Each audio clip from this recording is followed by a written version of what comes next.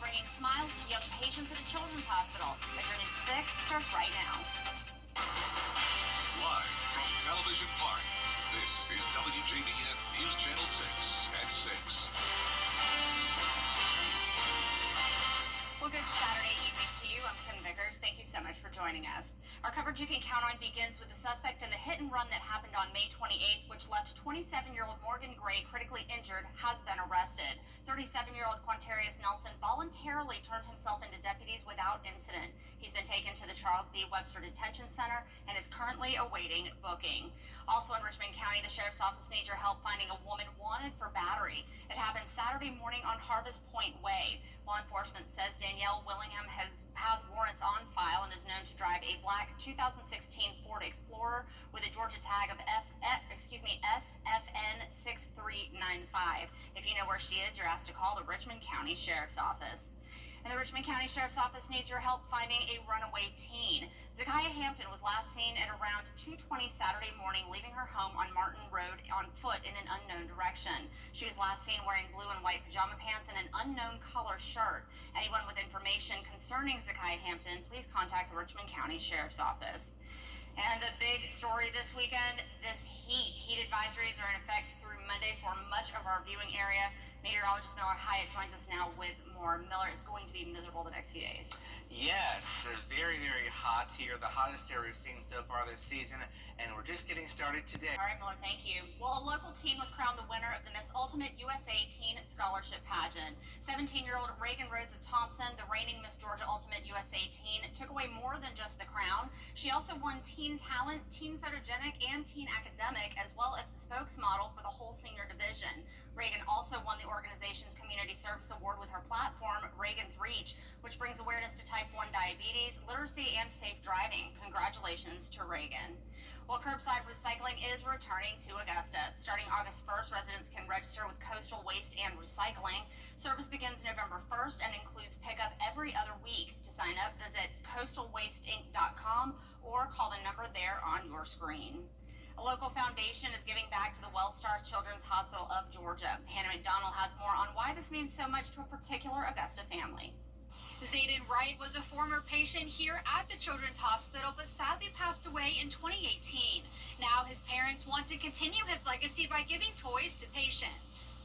The foundation does these toy drives every year around Christmas time, but due to the renovations on the hospital, they are doing Christmas in July. Zayden's father, Zachary, says the inspiration to start a toy donation came straight from Zayden.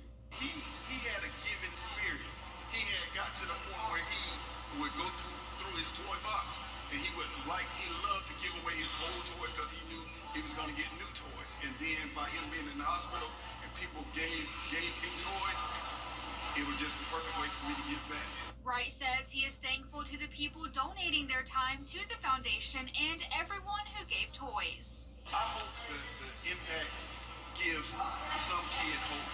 A lot of the toys were heartfelt for me because I picked out some things that reminded me of my son and things, books of inspiration, of hope, toys that would inspire them to try. We got building toys, we got electronics. I spoke with a member of the WellStar team who says this was her first year participating in the toy drive. She says all of the patients are going to be very excited about their new toys. We give toys to kids before they have a surgery or after some really scary procedures or when they're admitted here for a long time and they need stuff to do. That's all what we do. And so we just aim to help make the hospital a little more fun and just be there for these families while they're going through some of the toughest times. If you wish to donate or learn more about the Zayden Foundation, you can find the link on our website at WJBF.com. In Augusta, Hannah McDonald, WJBF News Channel 6.